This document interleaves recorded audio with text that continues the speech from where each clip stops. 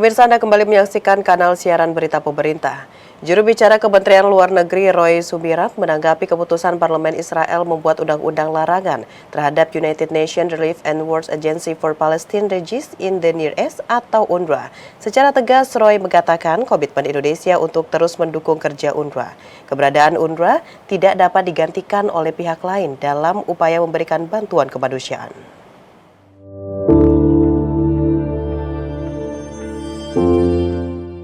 Pemerintah Indonesia melalui Kementerian Luar Negeri mengutuk keras putusan Parlemen Israel yang melarang kegiatan United Nations Relief and World Agency for Palestine Refugees in the Near East atau UNRWA beroperasi di wilayah tepi barat Yerusalem Timur dan Gaza.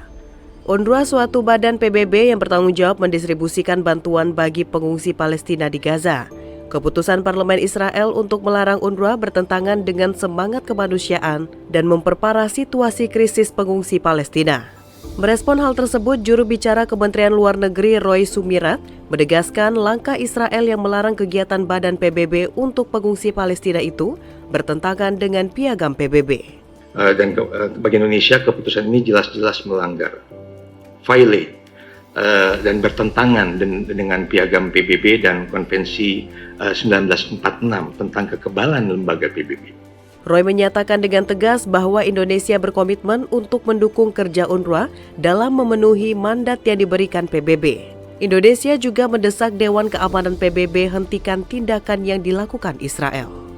Terutama Dewan Keamanan PBB untuk menghentikan tindakan Israel dan memastikan Israel dapat memenuhi kewajibannya terhadap hukum internasional, resolusi Dewan Keamanan PBB yang terkait, dan juga keputusan ICJ untuk Mahkamah Internasional ICJ untuk mengakhiri penjajahan di Palestina. Pemirsa, Direktur Pelindungan WNI dan BHI Kementerian Luar Negeri Republik Indonesia, Yuda Nugraha memastikan tidak ada warga negara Indonesia yang terdampak konflik di Timur Tengah pasca serangan Israel ke Iran dan Lebanon. Hingga kini pihaknya terus mengimbau WNI yang masih bertahan di Lebanon, Iran, Israel, Palestina, serta Yaman untuk meningkatkan kewaspadaan dan mengurangi pergerakan dan menghindari lokasi-lokasi rawan yang terjadi di konflik.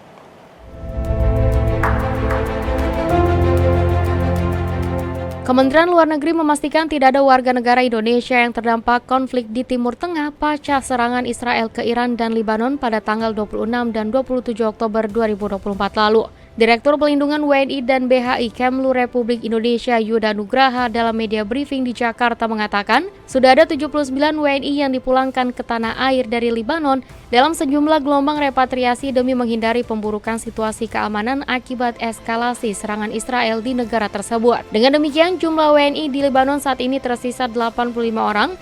Mayoritas dari mereka yang memutuskan bertahan di Lebanon adalah WNI yang menikah dengan warga setempat. Hingga saat ini tidak ada warga negara kita yang terdampak baik dari serangan Israel ke Iran maupun ke Lebanon. Dari berbagai macam gelombang evakuasi yang sudah kita lakukan di Lebanon, hingga saat ini 79 warga negara Indonesia telah berhasil kita evakuasi dari Lebanon dan 1 warga negara asing, spouse dari warga negara kita. Dan hingga saat ini masih ada 85 lagi warga negara kita yang memang memilih untuk tetap tinggal di Lebanon atas berbagai macam alasan pribadi. Mayoritas mereka ini adalah warga negara kita yang menikah dengan warga negara Lebanon.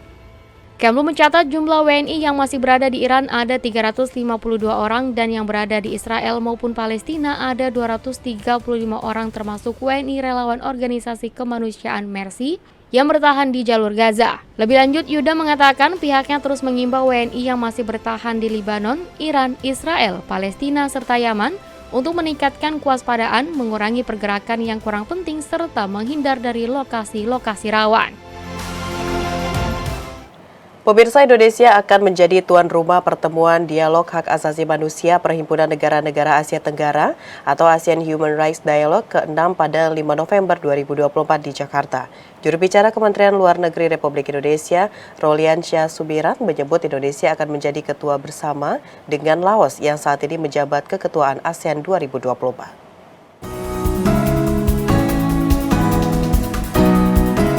Usai diadopsinya deklarasi pemimpin ASEAN tentang dialog hak asasi manusia ASEAN pada KTT ASEAN ke-43, Komisi Antar Pemerintah tentang Hak Asasi Manusia ASEAN akan menyelenggarakan dialog hak asasi manusia ASEAN ke-6 pada tanggal 5 November 2024 di kantor pusat ASEAN di Jakarta, Indonesia. Juru bicara Kementerian Luar Negeri Republik Indonesia Rolian Syah Sumirat mengatakan pertemuan itu merupakan tindak lanjut dari deklarasi pemimpin negara-negara ASEAN tentang dialog hak asasi manusia ASEAN atau ASEAN Leaders Declaration on the Asian Human Rights Dialogue. Indonesia berkomitmen untuk terus melanjutkan seluruh kesepakatan yang telah dicapai oleh ASEAN pada masa keketuaan Indonesia. Ia menilai pertemuan ASEAN Human Rights Dialogue merupakan bentuk komitmen negara-negara ASEAN untuk membicarakan isu HAM di masing-masing negara anggota secara kolegial. ASEAN Human Rights Dialogue ini sendiri kan merupakan bentuk komitmen dari negara-negara ASEAN untuk secara terbuka, secara kolegial membicarakan isu-isu HAM yang ada di negaranya masing-masing dengan tujuan untuk saling berbagi pengalaman bagaimana untuk terus melakukan pemajuan dan perlindungan, protection and promotion of human rights secara berkesinambungan dan secara seimbang. Pemirsa, dua kementerian di pemerintahan Presiden Prabowo Subianto bergerak cepat membentuk kolaborasi guna meningkatkan pariwisata nasional. Kementerian itu yakni Badan Usaha Milik Negara dan Kementerian Pariwisata.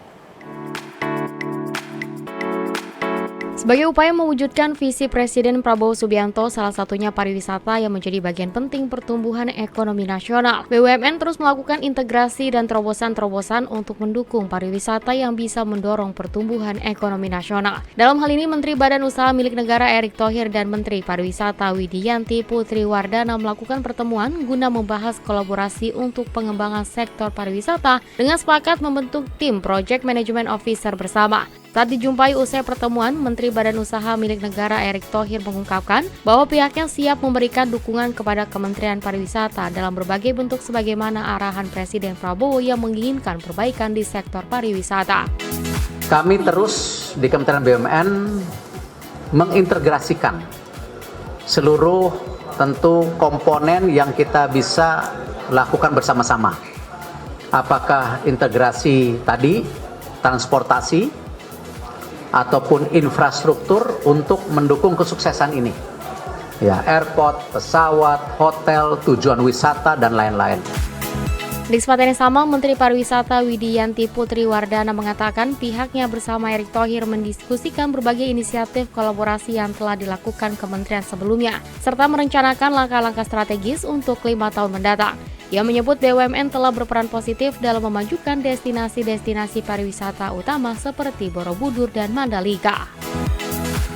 Yang telah dilakukan dan tentu Pak Erick dan jajaran BUMN telah melakukan banyak hal yang positif dan baik untuk pariwisata seperti Borobudur, Mandalika dan lain sebagainya, dan tentu kolaborasi ini akan kita tingkatkan lagi untuk tentu daerah-daerah wisata yang lainnya, Pak ya.